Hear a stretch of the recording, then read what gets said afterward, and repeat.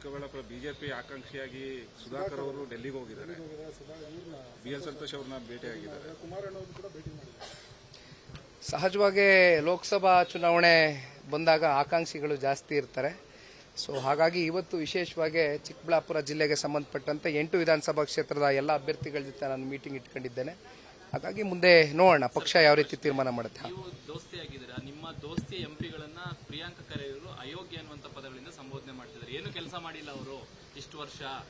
ಮೋದಿ ಅವರು ಏನಕ್ಕೆ ಬರ್ತಾರೆ ಅಂತ ಗೊತ್ತಿಲ್ಲ ರಾಜ್ಯಕ್ಕೆ.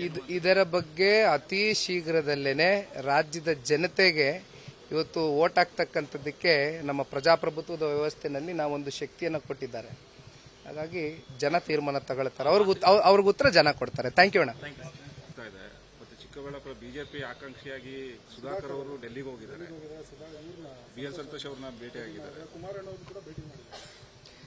ಸಹಜವಾಗಿ ಲೋಕಸಭಾ ಚುನಾವಣೆ ಬಂದಾಗ ಆಕಾಂಕ್ಷಿಗಳು ಜಾಸ್ತಿ ಇರ್ತಾರೆ. ಸೊ ಹಾಗಾಗಿ ಇವತ್ತು ವಿಶೇಷವಾಗಿ ಚಿಕ್ಕಬಳ್ಳಾಪುರ ಜಿಲ್ಲೆಗೆ ಸಂಬಂಧಪಟ್ಟಂತೆ 8 ವಿಧಾನಸಭಾ ಕ್ಷೇತ್ರದ ಎಲ್ಲ ಅಭ್ಯರ್ಥಿಗಳ ಜೊತೆ ನಾನು ಮೀಟಿಂಗ್ ಇಟ್ಕೊಂಡಿದ್ದೇನೆ. ಹಾಗಾಗಿ ಮುಂದೆ ನೋಡೋಣ ಪಕ್ಷ ಯಾವ ರೀತಿ ತೀರ್ಮಾನ ಮಾಡುತ್ತೆ. ನೀವು ದೋಸ್ತಿಯಾಗಿದ್ದೀರಾ, ನಿಮ್ಮ ದೋಸ್ತಿ ಎಂಪಿಗಳನ್ನ ಪ್ರಿಯಾಂಕ ಖರ್ಗೆ ಅಯೋಗ್ಯ ಅನ್ನುವಂತ ಪದಗಳಿಂದ ಸಂಬೋಧನೆ ಮಾಡ್ತಿದ್ದಾರೆ. ಏನು ಕೆಲಸ ಮಾಡಿಲ್ಲ ಅವರು ಇಷ್ಟು ವರ್ಷ. ಮೋದಿ ಅವರು ಏನಕ್ಕೆ ಬರ್ತಾರೆ ಅಂತ ಗೊತ್ತಿಲ್ಲ ರಾಜ್ಯಕ್ಕೆ.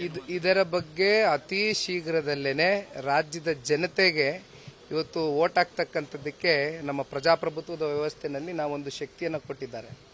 ಹಾಗಾಗಿ ಜನ ತೀರ್ಮಾನ ತಗೊಳ್ತಾರೆ. ಅವ್ರಿಗೆ ಉತ್ತರ ಜನ ಕೊಡ್ತಾರೆ. ಥ್ಯಾಂಕ್ ಯು ಅಣ್ಣ. ಅನುಕ್ಷಣದ ಸುದ್ದಿಗಳಿಗಾಗಿ ವಿಸ್ತಾರ ನ್ಯೂಸ್ ಯೂಟ್ಯೂಬ್ ಚಾನೆಲ್ ಸಬ್ಸ್ಕ್ರೈಬ್ ಮಾಡಿ. ಹೊಸ ಸುದ್ದಿಗಳ ನೋಟಿಫಿಕೇಶನ್ಗಾಗಿ ಬೆಲ್ ಐಕಾನ್ ಕ್ಲಿಕ್ ಮಾಡಿ. ಲೇಟೆಸ್ಟ್ ಅಪ್ಡೇಟ್ಸ್ಗಾಗಿ www.vistaranews.com ವೆಬ್ಸೈಟ್ಗೆ ವಿಸಿಟ್ ಮಾಡಿ. ಅಂಗೈಯಲ್ಲೇ ಜಗತ್ತಿನ ಸುದ್ದಿ ತಿಳಿಯಲು ವಿಸ್ತಾರ ನ್ಯೂಸ್ ಕನ್ನಡ ಆಪ್ ಡೌನ್ಲೋಡ್ ಮಾಡಿ.